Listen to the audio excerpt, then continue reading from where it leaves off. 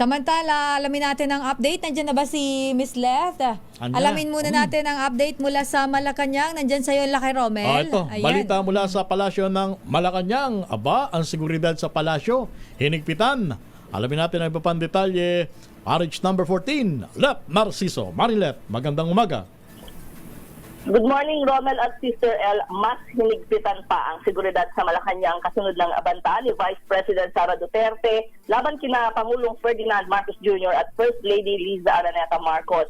Pagpasok sa gate ng new executive building kung saan ang opisina ng Presidential Communications Office at kung nasaan din ang press working area, isa-isang sinisilip ang sakay ng mga pumapasok na sasakyan.